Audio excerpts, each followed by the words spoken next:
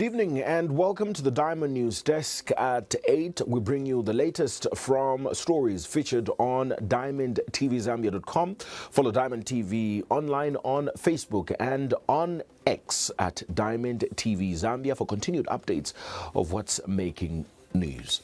Let's take a look at the stories making headlines.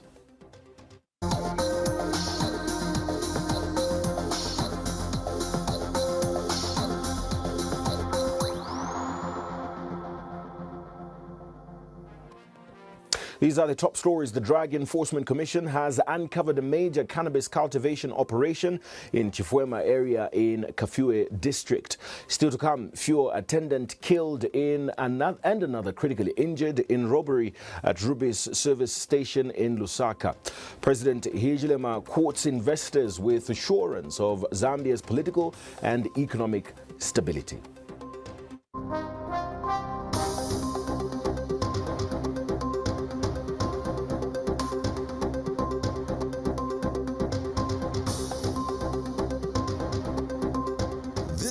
The Diamond Newsdesk at 8 with Dingindaba, Jonah Buyoya. Thank you once again for joining us on the Diamond News Desk at 8, where we give you details and some of the stories that have been making news. Let's start off with the Drug Enforcement Commission, DEC, which has unearthed a large-scale cannabis cultivation syndicate in the Chifwema area of Kafue district. The illicit fields were discovered along the Mugwiza River in what the Commission has described as the largest ever cannabis-related operation. So far, over 120 tons of cannabis have been seized. 4 suspects have been arrested, while several others remain on the run. In an interview with Diamond Media, DEC Director General Nason Banda disclosed that the operation has revealed Zambia may be one of the largest exporters of cannabis to some countries abroad. DEC officers are still on the ground, camping at the site and actively destroying the illegal crops. Our senior reporter, Darius Jonya, joined the commission during an aerial surveillance operation aboard a Zambia Air Force chopper and brings us this exclusive report. Aerial surveillance operation aboard a Zambia Air Force chopper, but the Drug Enforcement Commission, DEC, has uncovered illegal cannabis cultivation right in the heart of Kafue district in an area known as Chifwema. The plantation stretches across approximately 50 to 60 hectares. Thousands of residents of Kafue and Chifwema being prosecuted by the Drug Enforcement Commission for the illegal cultivation of marijuana. Now, what you are seeing right now is the operation that has been done by the Drug Enforcement Commission, taking an aerial view of some of the farms that have already been identified.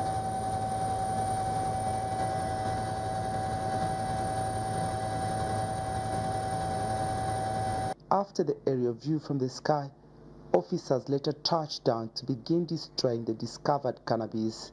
It's an operation that started in the morning and proceeded into the afternoon, and now here we are, almost approaching evening. The Drug Enforcement Commission, DEC, are now showing us some of, the area where the plantation is. In the field, officers also discovered seeds intended for planting and residues from previously harvested cannabis. The fields are located near banana plants, and intelligence information from the Commission indicates that banana leaves are being used to preserve the potency of the cannabis. Out of the more than 45 cannabis fields surveyed, many are interspaced with banana plants. In our interaction with the Drug Enforcement Commission, there's an indication that this could be one of the largest, in fact, the largest operation that they have carried relating to the cultivation of cannabis. We spoke to the Director General of the Drug Enforcement Commission, Nason Banda. Now, the most important point to note here is that other than this one being the record highest ever, it's now giving us an impression that we are underestimating the cultivation of cannabis in Zambia. We may find ourselves being dubbed as one of the major suppliers of cannabis, which is not a good title at all. It's not a good title at all. Members of the public may recall that not a long time ago, we had a seizure of cannabis, which was well packaged at the airport, destined for Europe. Packaged for the aircraft, yes, destined for Europe. Now we're meant to start thinking this kind of cannabis is actually cultivated within Zambia. The Drug Enforcement Commission has since camped in the area with the aim of destroying all the illegal cannabis. As investigations continue, 4 people have reportedly been arrested, while others are still on the run. Zambia, the Narcotic and Psychotropic Substances Act, under the custodianship of the Minister of Home Affairs, prohibits or criminalizes trafficking, importation, exportation, possession and cultivation, use of manufacture and trading in narcotics, including cannabis, as provided for in Section 6, 7, 8, 9, 10, and 13 of the Act. As such, any person found violating these provisions is liable for penalties as specified in the Act, and if found guilty and convicted by the court of competent jurisdiction. Jaras John, Diamond News. One female fuel attendant has been killed and a male critically injured in a brutal attack at Ruby's service station in Lusaka's Kaunda Square in Lusaka's Ellen Kaunda Township. According to sources, the attackers believed to include a security guard assigned to the station used metal bars during the assault. The deceased, a mother of 2, was reportedly on duty when the incident occurred. Her colleague is currently hospitalized and battling for his life. The security guard implicated in the attack is now on the run as police launch a manhunt. Age 9, this young girl, a grade 3 pupil, has been orphaned following the gruesome murder of her mother at Ruby's service station in Lusaka's Mtendere compound, where she had been working, striving to make a living for her 2 children. According to her family, the 39-year-old Sibeso Akaliwa lost her husband 3 years ago, which prompted her to seek employment in order to continue providing for her 2 children. However, in the early hours of Wednesday, 16th of July 2025, Miss Akaliwa and her colleague, identified as Mapalo Mwela, were ambushed by 4 men who locked them at the service station, where they attempted to open a safe in order to steal money, but were unsuccessful. The office door leading to the safe had been forcibly opened in an attempt to rescue the victims. While the safe showed signs of tampering, initial findings indicate that no money was stolen from it. However, an undisclosed amount of daily sales believed to have been in the custody of the victims is missing. For her family, the death of Miss Akaliwa has left them devastated, and a gruesome murder will forever traumatize them. So lelo ine nisebenza chekuja kunchito bava meniziva so kuli nephew wanga futi yasebenza kulisasi pamene pa lev mwana wasa so board yayiona cheni kuseni akungomvera chati pa Ruby's filling station bapaya muntu so kuli nisi wanga futi asebenza pamene pa levi amufunza kuli kazeni wake iwe namvera ati pa chani apa pa Ruby's bapaya bantu nishi sister wako enze munaiti ati yeye enze munaiti kavununkure one bodi ili kuja kufika kupeza ni sister wake so ndiye pameta konkamo na staff members bambiri cheba panchito taindo chita witness body tapeza zoona ni wamene bamumenya kati kumutu ndiye kwachoka maningi brad kumutu. For her nieces, she will be remembered as a loving woman who was accommodative and supportive to even people she never knew. She really loved people. She loved hanging out with people. She was just a kind person. She was a giver, not a taker. Actually, whenever you want help from her, she would always be there to help you. Like she said, not long ago she lost her husband, and it was she was a very hardworking woman, where she would strive by all means to provide for her kids. Information received from a credible source has told this reporter that a named security guard who worked at the said service station, is alleged to have been the mastermind in the attack and is currently on the run. Police have since appealed to members of the public who may have any information that could assist in investigation to come forward and report to the nearest police station in order to help the grieving family receive closure. Prudence Chota for Diamond News. Now, residents of Mazabuga have expressed concern over ongoing road construction, citing property encroachments on the designated road reserve. Taxi drivers have urged authorities to prioritize road expansion to avoid narrow roads lacking drainage and pedestrian walkways. Benwinga councillor Glorison Laki confirmed that any structures encroaching on the reserve will be removed and emphasized the importance of expansion. He also thanked the government for funding the long-awaited project. Meanwhile, some residents have called on the council to urgently repair severely damaged township roads, especially ahead of the rainy season. Construction of 12-kilometer road to bituminous standard is currently underway in Mazabuka district of Southern Province.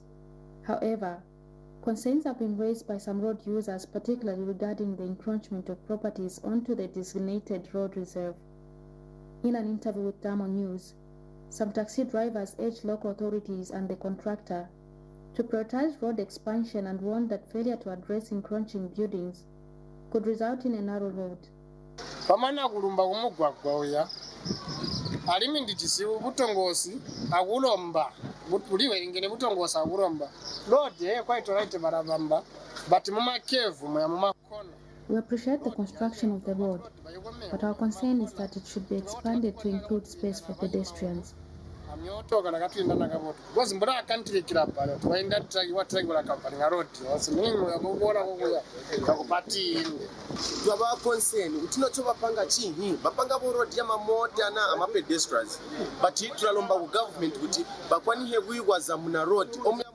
appeal to the government to ensure that the road is widened and the encroaching properties are removed to make way for proper pedestrian walkways. Highlanders winda muhisamu ilaleta amenda manji. As the result, road kukanaliza for 2 years. Benwinga Ward Councillor Glorison Laki visited the site and acknowledged the concerns, as emphasized that the road expansion is essential for success and safety of the project. Okay, this is not temporary works that we are doing here. This is standard road with standard measurements. So it means that simply means that wherever we are going to find anyone who has encroached in the road, we are going to demolish that structure, because that we consider that structure as an illegal structure. Meanwhile, some residents have called on the council to urgently address the poor state of the other township roads, which remain severely damaged and inaccessible, and others expressed happiness with the ongoing construction works. 21 hours ndala polling station. We are now tindiza hinduhira bambuluga. Ne batubambire mwene mpabamba ye road aye bayibambe. Tulombabe yakulimba bo batubikire mano. Raita kulodo. Chitali mukwa kuzabuka kulomba kunkako baneba. Kokuli road unzo. Our road itatujisa. I think people have complained enough. But I think something is being done, and it's a good thing to allow us just to have easy movement around this place. Very beautiful town, you know, it's the sweetest town. So we also need to have sweet roads as well, so that we can be comfortable and be safe. Despite progress on the bituminous standard road, many township roads in Mazabuka remain in poor condition and largely inaccessible. Helga Chibo, Diamond News, Mazabuka district in Southern Province. Let's take a look at the forecast of your weather tomorrow, and we also have an insight into our editorial comment for tonight.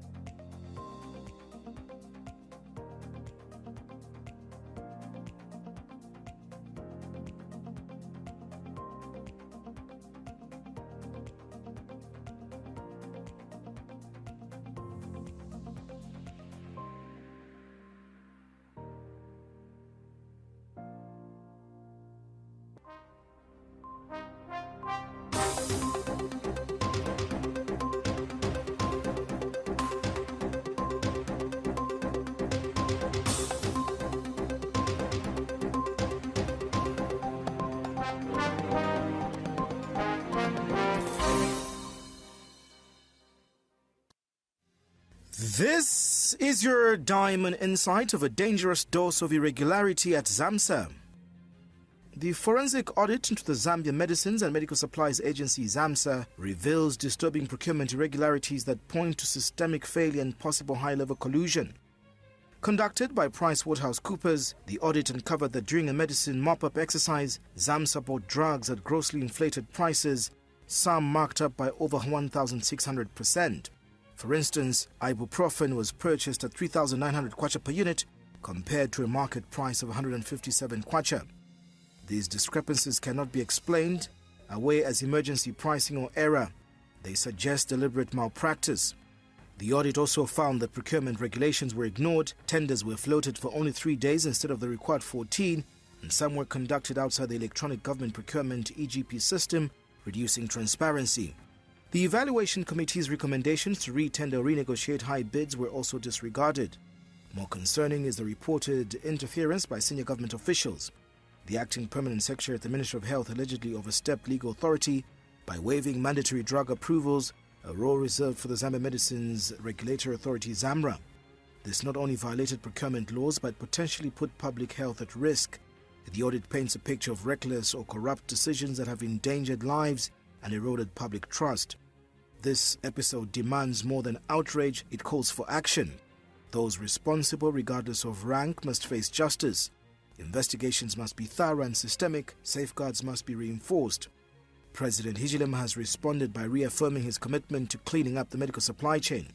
His commissioning of the independent audit and sharing of preliminary findings with cooperating partners shows political will, but the question is this enough?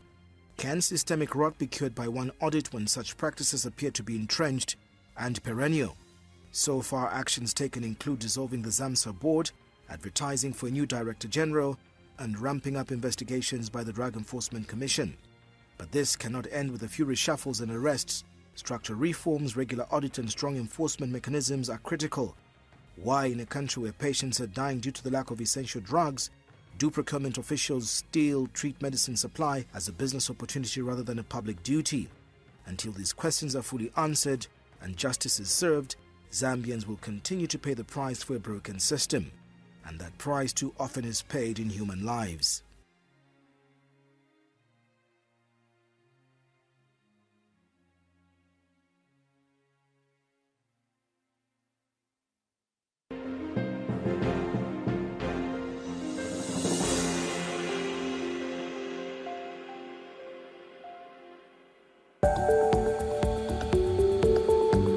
Business News is brought to you by Zambia Industrial Commercial Bank. Zambia Industrial Commercial Bank, making tomorrow possible.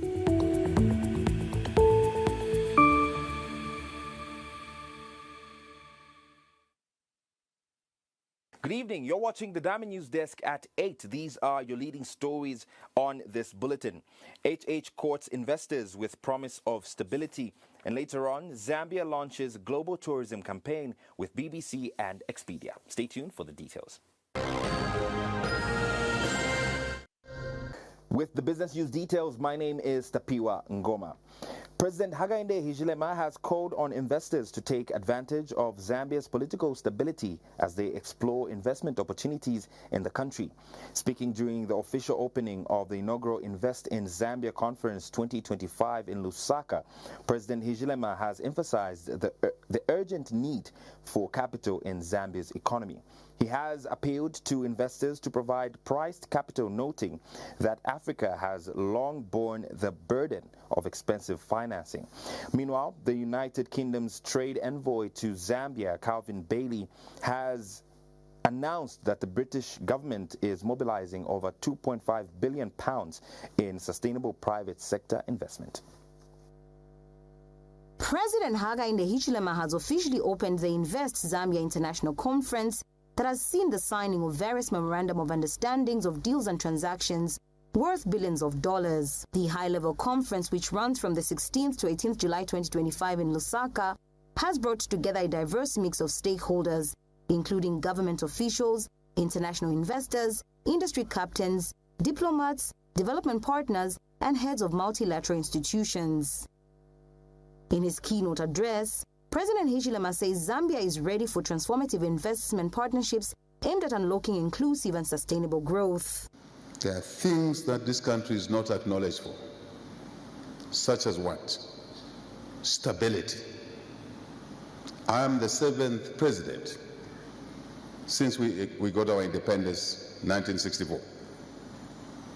4 political parties, UNIP, MMD, PF, and UPND now. And all of the changes of government have taken place peacefully. Peacefully. This must be taken into account as you consider where to locate your investment on the continent. I think we are undersold. We're here to sell ourselves properly. We need to work with cooperating partners that has got the right technology, the right capital, among other things, to make us grow. It is the more reason why the President had to bring together a team of Zambians and international partners to put up what we are witnessing here today. That's why foreign direct investment is very, very crucial and very important, but working in JVs, in partnerships, so that we make the economy of Zambia grow. China is Zambia's largest source of investment and second largest trading partner. China's direct investment to Zambia reached over $3.6 million in 2024, accounting for approximately 52% of Zambia's total FDI. And British Trade Envoy to Zambia, Calvin Bailey, has praised the conference's focus, saying it aligns with the broader cooperation between the UK and Zambia. The UK-Zambia relationship is the model of what is possible. Through our Green Growth Compact, we are mobilising over £2.5 billion UK pounds in sustainable private sector investment, driving energy investment in clean energy. I would like to mention the expansion of the World Bank Group Guarantee Platform, which has plans to boost guarantee issuance to 20 billion by 2030. This will address investor concerns about political and regulatory risks that have historically kept capital away from developing countries where jobs are most needed. Over the next 3 days, participants are expected to engage in strategic dialogues, pitch sessions, and deal signings, all aimed at positioning Zambia as a regional hub for investment and innovation. Rachel Mumba for Diamond News.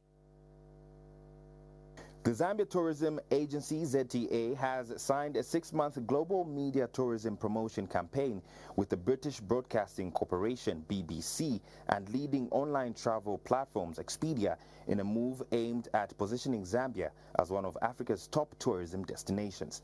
Speaking during a high-level profile signing ceremony, ZTA Chief Executive Officer Matongo Matamwandi says the partnership will see BBC produce and broadcast multimedia content showcasing Zambia's urgent tourism offerings, from its untamed safaris to breathtaking landscapes and cultural heritage. Mr. Matamwandi has added that the campaign will run across the BBC's international television channels, websites, social media platforms, and partner networks, reaching a projected 125 million monthly viewers in over 200 countries. 2 million wasn't really our target. Our target was by the year 2026, we should be talking about 3 million to contribute reasonably to GDP, create more jobs in the sector. And to help us to do that, we came up with a marketing plan, which some of you are aware we have shared before. And that marketing plan has quite a number of strategies. And part of the strategies we had was for us to use satellite TV broadcasters like BBC, to also use the online media platforms, and obviously we chose Expedia. They are part of the plan, and you allow me to borrow words from the Republican president that we have planned these things, it's intentional, this is what we wanted to use in order to drive the numbers we are talking about. Obviously for this year, would have loved to do it much earlier, but we had to go through the normal procurement process. So BBC had to compete with other television stations. We had tenders from CNN, BBC, Al Jazeera, and through the tender process, which is prescribed by the Public Procurement Act. We have more in business this evening as we now take a look at the money markets. Your money markets this evening will show you the kwacha's performance on the international market. We'll start off with the buying power of the USD, a drop here of 22 kwacha at 22 kwacha 95 ngwe, and the USD is buying at 23 kwacha 31 ngwe as of close of business today. Those are your money markets. Let's shift our attention now to our construction commodity prices. Our construction commodity prices this evening, let's take a look at the first item. We are looking at Sureway men's size 11 heavy duty steel, but obviously you can get these boots in a different size as well. These will cost you nothing more than 1,325 kwacha. Our second item on the list this evening, we're looking at construction protective work gloves, and these will cost you just around 600 kwacha. Do note that these are brought to you by the Zambia National Building Society. Those are our construction commodity prices. Let's now take a look at our commodity prices.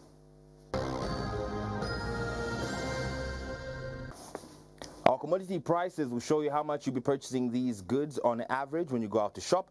Let's see what our food items look like. 1 kg of beef at 110 kwacha, 1 kg of sugar between 35 and 37 kwacha, 5 kg of nakonde rice, nothing more than 190 kwacha, 25 kg bag of breakfast meal meal will cost you between 260 and 310 kwacha.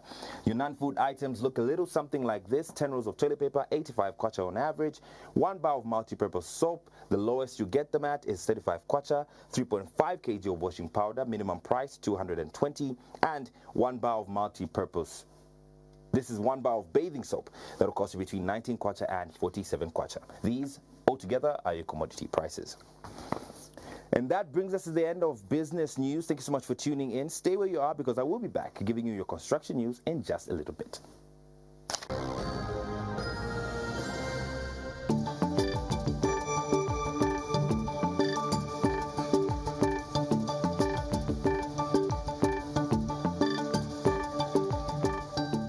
Hello there, it's me again. This time around, coming to give you your construction news and what we're looking at this evening.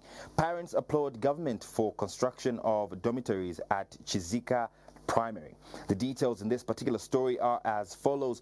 Parents of children attending Chizika Primary School in Siyowi Ward have commended the government for constructing dormitories for both boys and girls and for providing access to clean water at the school. They noted that in the past, pupils were forced to sleep in classrooms that were also used for lessons during the day, a situation they described as especially difficult during the rainy and cold seasons. The parents have also appealed for further support to fence the school, either with a wall or wire fence, citing concerns about theft and intrusion of stray animals into the school premises. After many years of hardships, relief has finally come for the pupils at Chizika Primary School in Siyowi Ward of Mazabuka District in Southern Province, who used to spend nights in classrooms during the rain and cold seasons. Before the construction of dormitories through the Constituency Development Fund CDF, one of the school's classrooms doubled as a learning space by day and a boarding facility by night. And now, 2 dormitories have been constructed under the CDF, bringing excitement and relief to parents in the area who had long struggled with the situation. We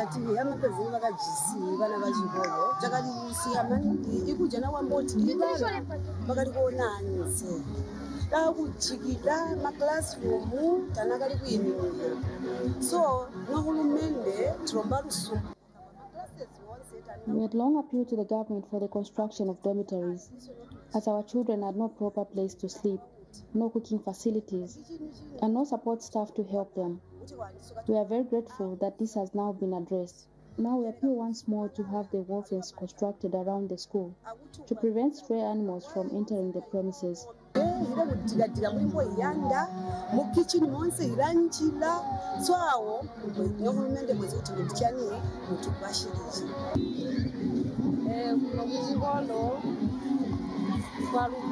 We really thank government for the construction of dormitories for our children. We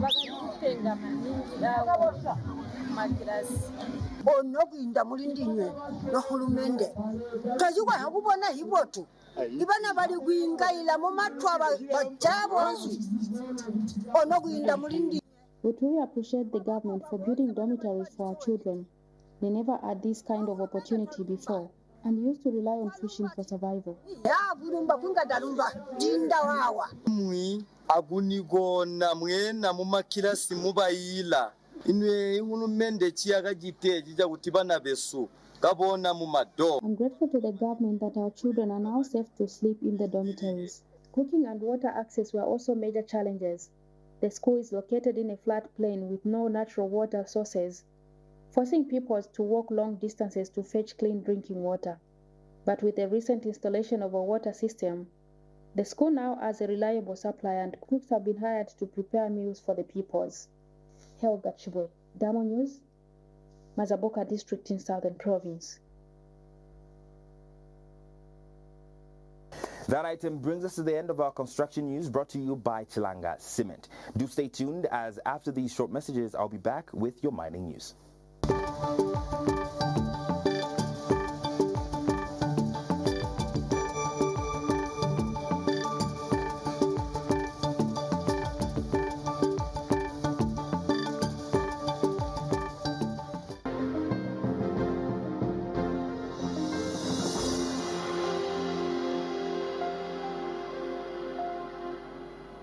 Evening.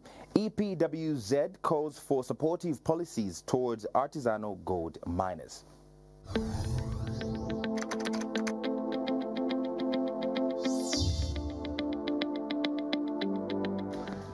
We are aligned with climate change mitigation strategies. We have a climate change statement, which is our go-to commitment from top management on how we will transition from climate change to climate adaptability and mitigation measures. So all that drives our processes around what you're able to see as an intact vegetation, to just ensure that we've got a permitting process in place. And in areas where we have to do vegetation clearance to facilitate mining activities, it can be establishing a mine pit, it can be establishing a workshop. We ensure that we identify within the mine area offset footprints where we further go and reintroduce vegetation, we reintroduce trees.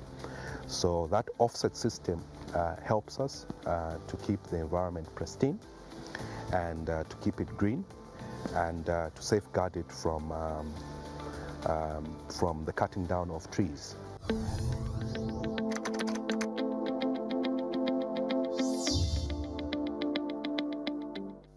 The details in this particular story: the Emerald Production Watch of Zambia has called on the government to adopt a supportive approach towards artisanal miners who discover mineral deposits such as gold. EPWZ President Musa Kafimbwa says instead of treating such miners as criminals, the government should equip them with skills and tools necessary for safe and legal mining. Mr. Kafimbwa pointed to the Kikonge gold area in Mufumbwe as an example where the government is encouraging small-scale miners to form cooperatives. He, however, has proposed additional steps to formalize operations, including fencing off the mining area to regulate access and ensure that only authorized miners operate within the designated zone. The recent attention in Mufumbwe's Kikonge gold area as the government moved to flush out artisanal miners operating on the site. The abrupt action brought miners into conflict with government officers deployed to enforce the removal, sparking frustration among those who say they were trying to earn an honest living. The Emerald Production Watch of Zambia says what's needed isn't a crackdown but a structured approach to formalize the mining processes. To move for government to come in the Mufumbwe gold rush and probably provide guidance on how best Zambian people could do mining, actualize mining. Mining is business, and that government should also get concerned of the safety of the people. Emerald Production Watch of Zambia President Dr. Musa Kafwimbwa is calling for the site to be fenced off and access regulated, allowing only registered cooperatives to operate safely and legally. As Gavin said, history is a landmark and we learn something from the past. We don't want to see a scenario where locals discover and foreigners, take over. So probably we are emphasizing and pleading to government that the Mufumbwe, gold site should benefit fully 100% Zambian people.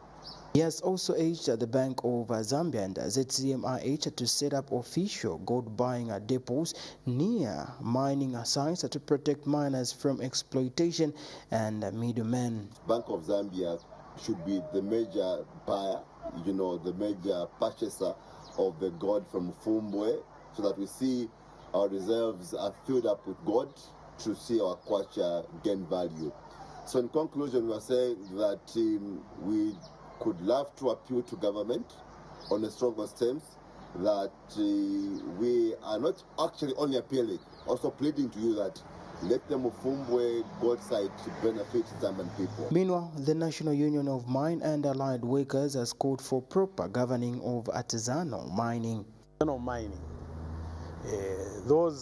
they are important as it were, but I think they must be allowed to be supervised nicely, forming cooperatives, and then they are monitored so that we avoid what we have been seeing in terms of accidents in those small scale mining. As the standoff in Mufumbwe unfolds, pressure is mounting on authorities to balance enforcement with empowerment and treat artisanal miners not as intruders but as potential contributors to the formal economy. Love Mosondash for Diamond News. Before I let you go, let's take a look at our mineral commodity prices as we close it off. Mining News, sponsored by First Quanta Minerals Limited, operating Kansanshi Mining PLC, and FQM Trident Limited.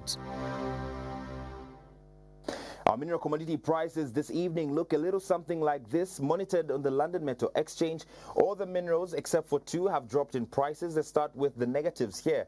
Aluminium has dropped by negative 0.44%. Zinc dropped by negative 1.21%, lead by negative 0.35%, and tin by negative 0.66%. Increases in prices here are that of nickel at 0.54%, $15,146.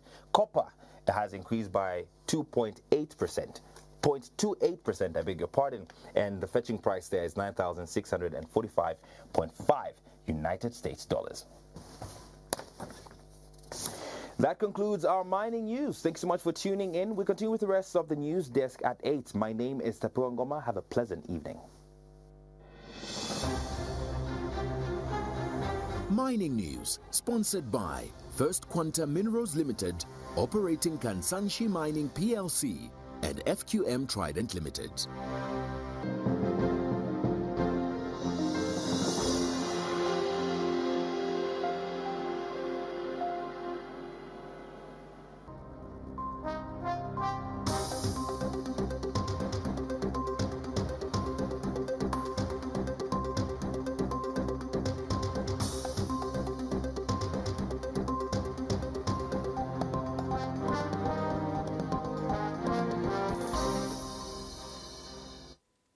Welcome back. You're still watching the Diamond News Desk at 8. Let's take a look at the other stories making news. A new chapter has begun for traders at Kashumba Market, formerly situated on privately owned land in Mongo district of Western Province, following their relocation to the newly constructed Kasima Bulk Market. The move follows a directive from the Mongo Municipal Council instructing all traders to vacate the private land. While some traders have welcomed the relocation, others have expressed concern over inadequate security and the lack of storage facilities at the new market. We've got details in this report. A hive of activity. The now empty stands at Kashumba Market in Mongo district of Western Province tell a story of transition, where bundles of vegetables were once stacked and customers bustled from store to store. There is now silence, marking the traders' final day on land that for years served them but was never theirs. Just a few kilometers away, the new Kasima Bulk Market is beginning to come alive. The spacious, clean facility is slowly filling up as former Kashumba traders arrive to secure their spots, setting up fresh hope under the permanent roofs. Among the first people to settle in is Mr. Seke, a vegetable trader who says the move is a blessing. We thank the government for this market. It gives us dignity. It's clean and it's orderly and it's safe. We feel proud to do business here. We are indeed grateful to the government for this.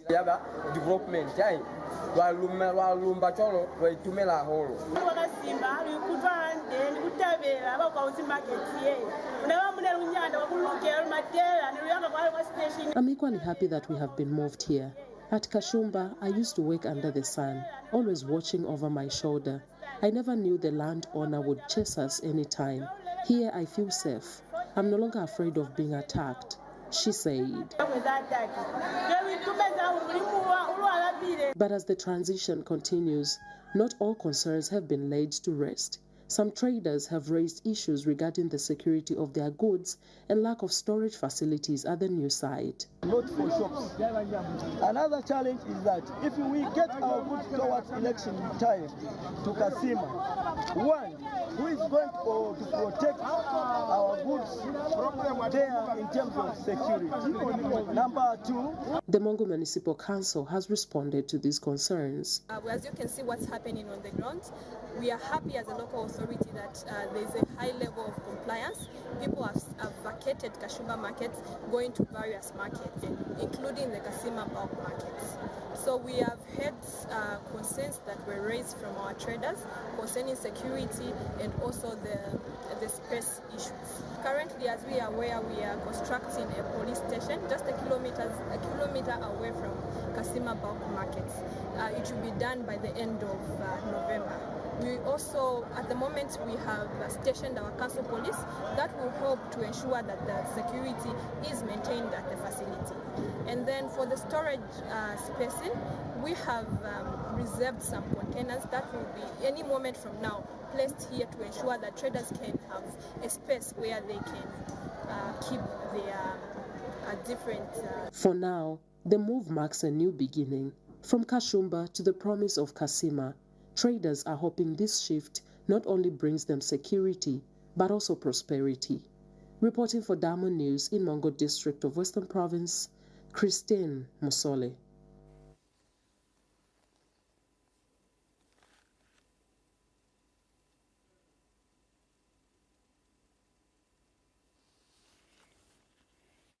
Thank you for watching. That's the Diamond News Desk at 8. My name is Dingindaba Jonah Buyoya. Good evening.